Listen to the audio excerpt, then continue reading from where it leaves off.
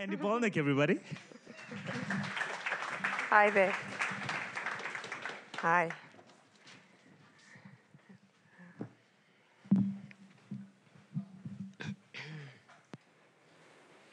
So, good afternoon, everybody. I'm going to be talking about informal settlements. And I often say that informal settlements are an emergency. They're an emergency either waiting to happen in the form of fire or flooding, or eviction, or community unrest, or they've suffered the aftermath of a disaster. And design is a very powerful tool to galvanize communities and to get people in communities into action. And the work that we do does exactly that. But just to give you a bit of a context of the environment in which we live, South Africa is close to 57 million people. There's an urban population of 34 million. 62% of the population is urban. And staggeringly, about 45% of the urban population lives in informal settlements. Now, that is a staggering figure. We're talking about 15 to 17 million fellow South Africans who live informally. And if that is not a crisis at a national level, then I don't know what a crisis is. If we look at statistics around housing production, the state has done a remarkable attempt to redress the injustices of apartheid. They have acknowledged to give people free housing. That in itself has contributed to some challenges and some problems. That's not the nature of this discussion. But you can see that in 1994, there was a backlog of 1.5 million. By 2020, government had built 2.3 million households, but the backlog was 2.1 million. So in spite of the fact that they had produced so many houses, the backlog was increasing. And then by 2016, you have over 3 million houses produced. Yes, there are challenges with what government does and how they do it, but they have produced this statistic. And there's a backlog of 2.2 million. So government is not able to keep up with the incredible scale of need. So when we look at informal settlements, we see them as an emergency. In 1994, there were 300 informal settlements. In 2001, there were 1,066 informal settlements. By 2015, there were 2,700, and now there are even more. And that's an indicator of in-migration into the cities. People are moving out of rural areas, and there's also natural family growth and people moving out from their homes to start their own families. So if you look at informal settlements, nationally, there are 10 shack fires a day, and approximately 200 deaths. So 200 people die from shack fires every year. HIV prevalence is much higher in informal settlements. It's 7% in informal settlements, as opposed to 1.8% in urban areas. And the infant diarrhea is up 10 times higher than formal urban areas. And official estimates of 40% unemployment compared to the national 28%. And when we do our enumerations, it's actually even higher than 40%. It goes to 45 to 55%. These are the conditions that people live under on a daily basis. There's flooding. When it rains, community members say, actually it rains in my home, because it either seeps through from the bottom or it seeps through from the top, made from using a very, very much inferior quality materials that don't last. There's also very haphazard layouts in informal settlements. You can see that that young boy on the right, he's quite slender. Can you imagine the mamas who are quite a lot larger than him, how they would get through, and especially in the instance of a fire? There are often stagnant water. There is canals that have lots of grey water and brown water in them. The forms of sanitation are very inadequate. And in many instances, when there is a standpipe, it's often defunct. And this is the reality that many informal shack dwellers have to face. We know that only too well in Cape Town, when people's lives are absolutely decimated. And I must say that, the topic of this conference was resilience. And if there's a population that is the most resilient, it's the urban poor. Because when these disasters strike, unlike middle-class people who just, I mean, I lost my phone 3 weeks ago and my computer crashed, and I'm still trying to readjust from that. Where these people have their entire lives taken from them. They have all their worldly possessions, sometimes money is left in there, often very, ID, books, clothing, everything. And they just start up again. There's no counseling that happens, or very little when it does happen. And they just expect it to appear at work the next day or a few days afterwards. So I must say that the poor astound me with their resilience. And based on the 2 slides that I showed you now, against that backdrop, I set up iKhayalami in 2006 as a direct response to conventional forms of dealing with informality, saying that the conventional approaches are not able to reach the need quick enough, they're not affordable enough, and the scale of need is so great that you need new innovative approaches to dealing with this challenge.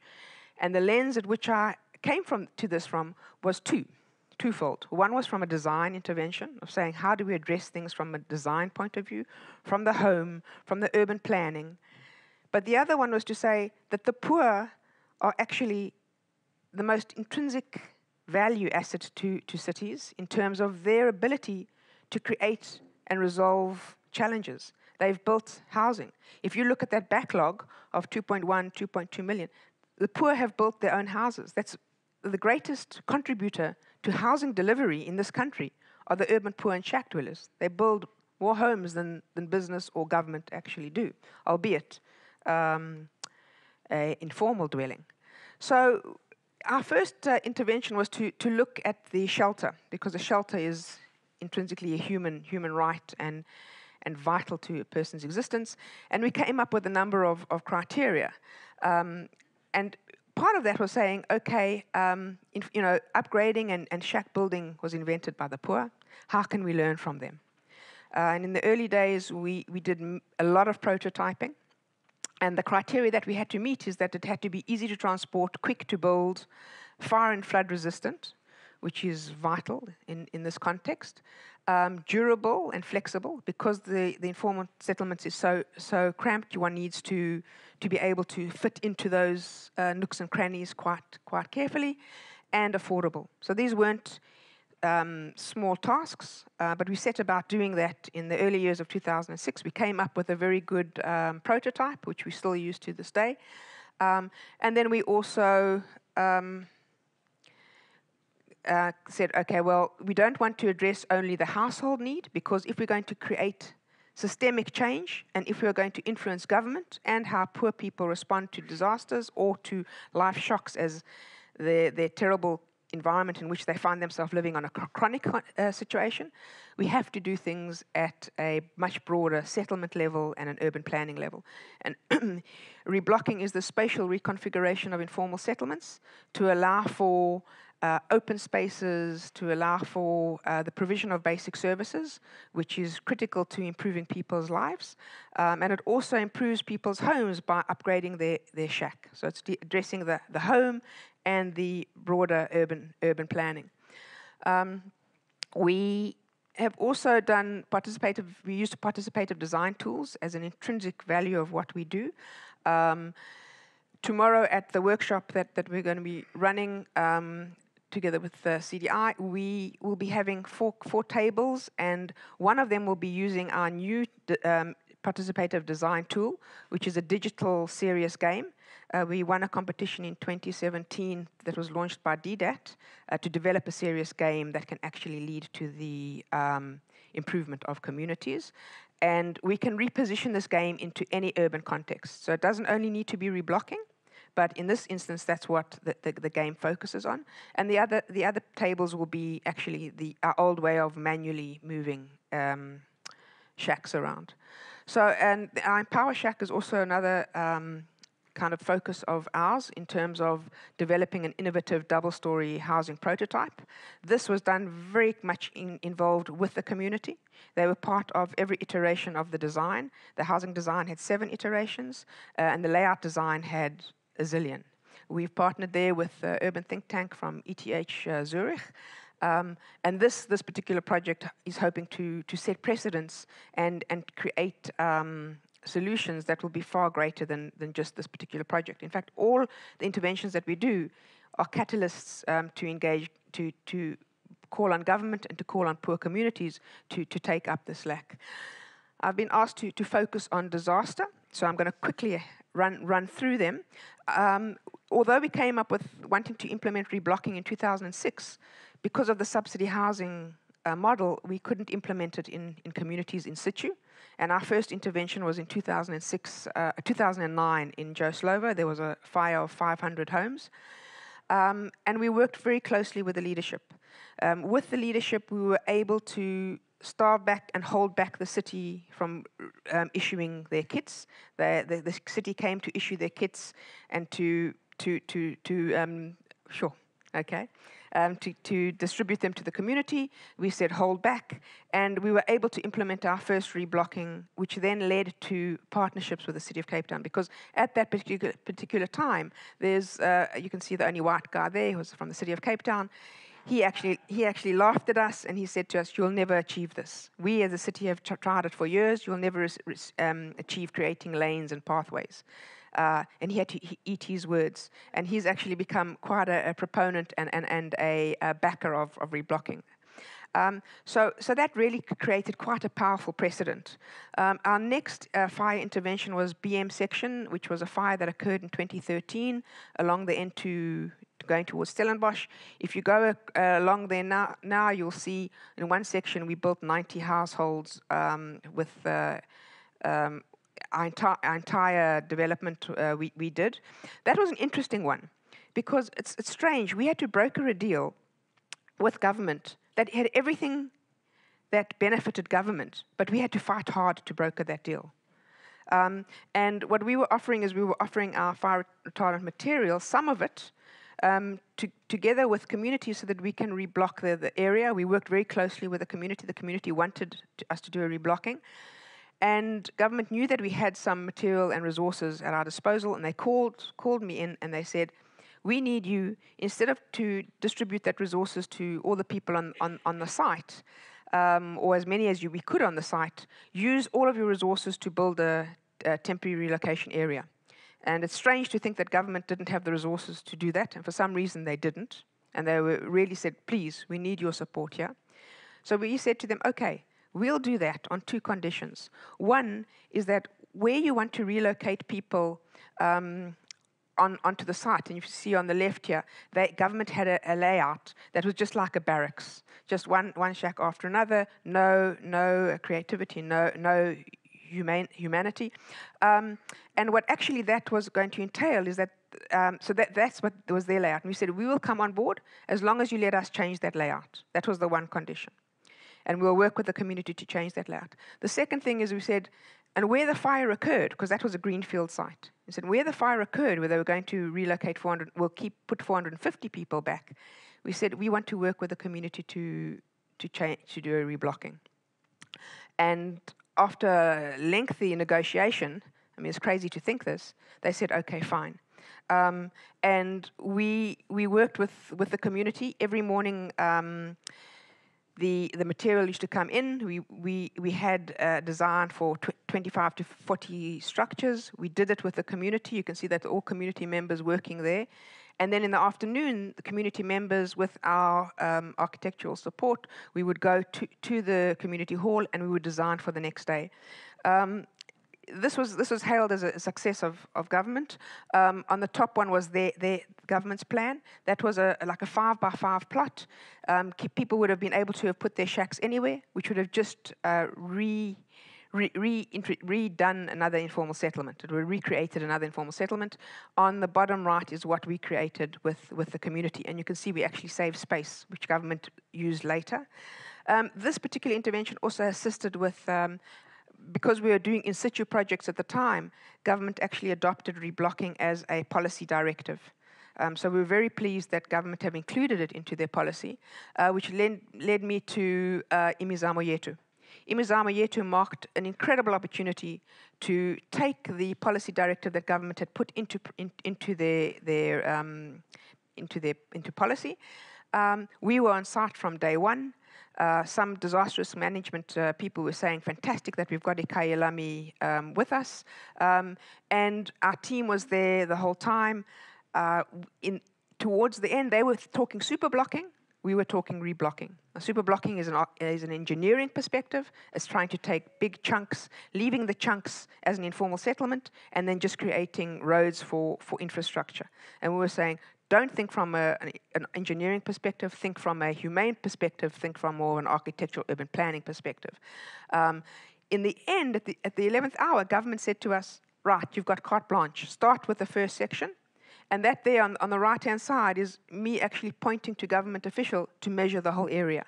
That was an incredible breakthrough. We thought like, wow, we're really going to actually implement a reblocking. We've changed the course of things. Things quickly changed. Government then had to retract because government, I don't know how they did this, but they were talking to the community of plots of 7 by 5. So the community then were saying, well, we wanted a plot of 7 meters by 5, which is a 35 square meter plot. That's no ways could everybody return onto site with that. But they then retracted us doing a whole reblocking, and they went back to their super blocking. And we said to them, okay, fine. If you have to go back to your super blocking, we'll reblock your super block. So inside your super block, we'll reblock. They said, okay, fine. And we started. We started on the Friday. By the Monday, and we had rumors of it on the Sunday as well, the mayor spoke to actually Zama, who's inside, here in the audience, and she said, pack up your things and take your crew and leave the site. Okay. Government said, you are setting an unmatched precedent because the material that we were providing additional material. So government structures only provide a 9 square meter home. Yes, that at least this this city is providing something. Yes, I acknowledge that. But 9 square meters is hardly a home.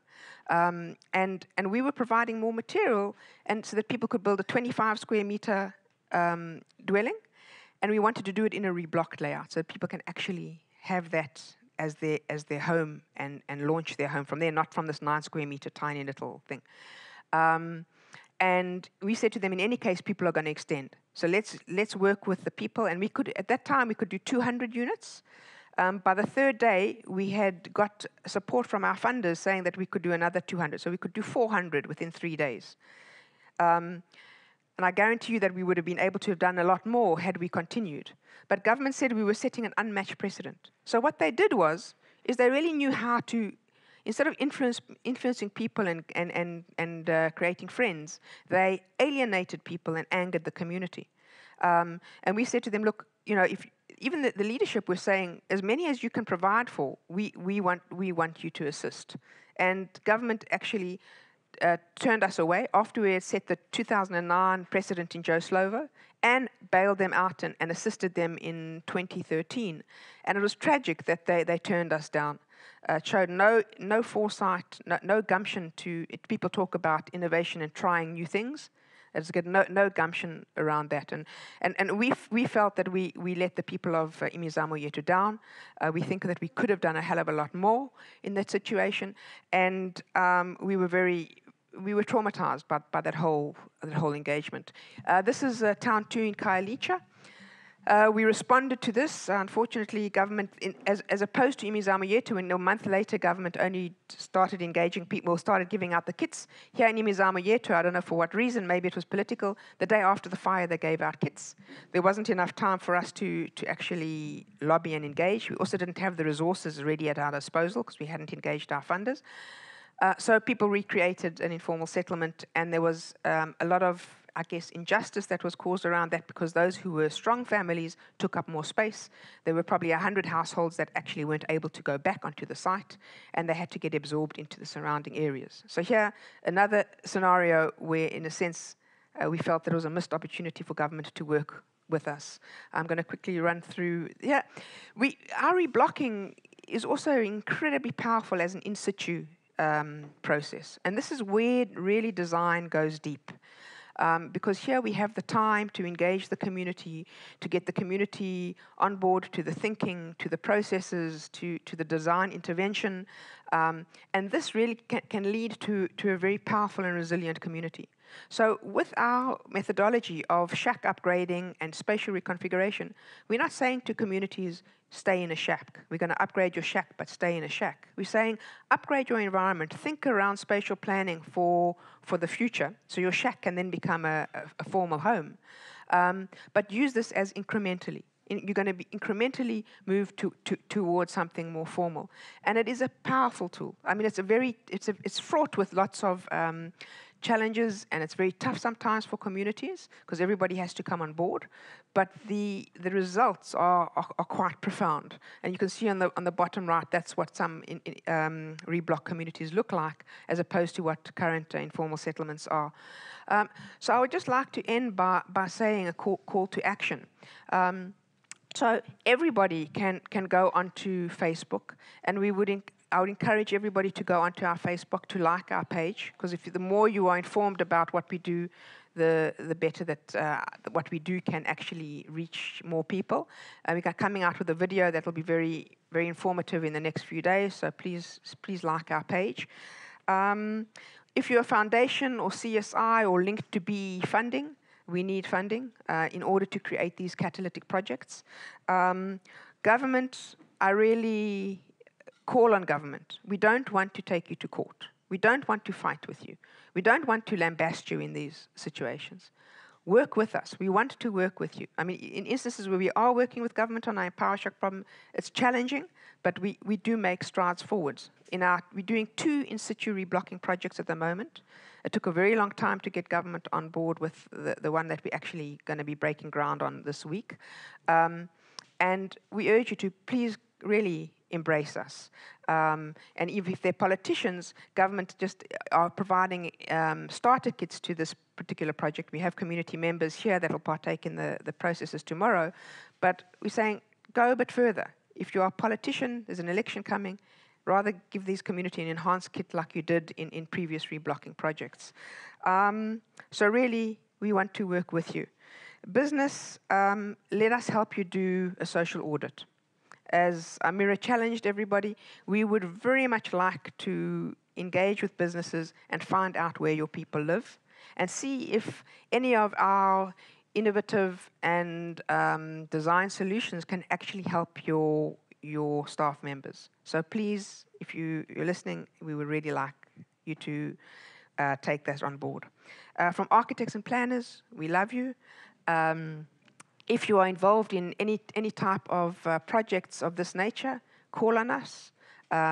We are experts in this field, and we know what we're doing, and we would really like to work with you to envisage and to create change and impact. Academia, Amira and others, we really like working with academics and with institutions. We think it's vital to start retraining people in this field, and we're really open to studios and to do various types of projects with community, with the academia. And finally, with students, if you're a student, we always welcome interns, and we find your work it adds value to what we do. So thank you very much. Thank you very much, Andy. Thank you. And thank you for the wonderful work that you are doing. Andy, can we only ever imagine or go into an area and reblock it only when there's been an emergency of a fire, or are there areas or programs in place where you're already intervening even though there isn't a fire? So that's a major part of what we do. We actually work with communities before a fire comes.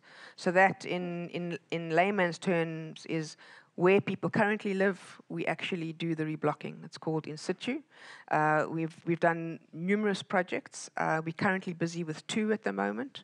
And that's, as I say, that's really where the power of reblocking actually thrives, because that's where people actually live, and they can do it slowly. So yes. And when you're referring to government, are you referring to city, province, or national? I think we're referring to city in mainly, but also to province. I mean, with this Town 2 fire, I sent numerous proposals to province because they were talking about doing a development on a greenfield area for those 100 families that didn't get a home. And we said, well, this is what we can offer. And it just deaf ears. So it is province. And Alderman Foss is here. It's not his area of purview, but he sits on a mayoral committee membership with somebody who has decisions around this. Great. Perhaps we can just connect you two and see what can happen there. Great. Okay? Thank you. Thank you, Andy. Thank you very much. Round of applause for Andy, please.